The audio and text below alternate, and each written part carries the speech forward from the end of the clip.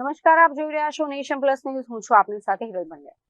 પશ્ચિમ બંગાળના રાજકારણમાં આજે એક નવો અધ્યાય શરૂ થવા જઈ રહ્યો છે. ત્યારે વડોદરામાં પણ હિન્દુ સંગઠનના અગ્રણી શૈલેષ શુક્લ દ્વારા બંગાળમાં મળેલી જીતની અનોખી રીતે ઉજવણી કરવામાં આવી હતી. પશ્ચિમ બંગાળમાં 70 વર્ષ બાદ ભારતીય જનતા પાર્ટીની સરકાર બનવા જઈ રહી છે. આ ઐતિહાસિક પરિવર્તનને વધાવવા માટે વડોદરાના જાણીતા સામાજિક અગ્રણી શૈલેષ શુક્લ દ્વારા અનોખી રીતે વિજયોત્સવ મનાવવામાં આવ્યો હતો. પશ્ચિમ બંગાળમાં ભાજપના શાનદાર વિજયી ઉજવણીના ભાગરૂપે શૈલેષ શુક્લાએ વડોદરાવાસીઓને પશ્ચિમ બંગાળની પ્રખ્યાત વાનગી ઝાલમુરી ખવડાવી હતી.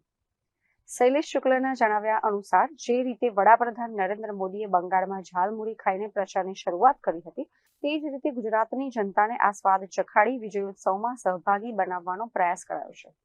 આજે 70 વર્ષ પછી પશ્ચિમ બંગાળની અંદર જ્યારે ભારતીય જનતા પાર્ટીની સરકાર બનવા જઈ રહી છે, આજે શપથવિધિના દિવસે અમે ઝાલમુરી ખવડાવી અને ભારતની જનતાને એક સંદેશો આપવા માગીએ છીએ કે અમારો જે આ વિજય ઉત્સવ છે 70 વર્ષ પછીનો, કારણ કે અમે લોકો એનડીએમાં સાથે છીએ, એટલે ભારતીય જનતા પાર્ટી એ અમારી સહયોગી પાર્ટી છે અને એનો વિજય એ અમારો જ વિજય કહેવાય.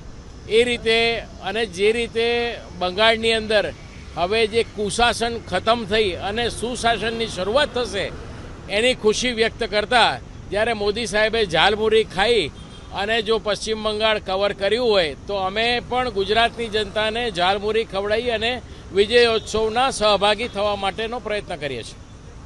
કેમેરામેન નવનીત પરમાર સાથે Chirag Patel, Nation Plus News, Vadodara. સમાચારોના સતત અપડેટ મેળવવા માટે અમારી નેશન પ્લસ ન્યૂઝની યુટ્યુબ ચેનલને સબસ્ક્રાઇબ કરો, બેલ આઇકન દબાવો અને જોડાયેલા રહો ફેસબુક, ઇન્સ્ટાગ્રામ અને ટ્વિટર પર.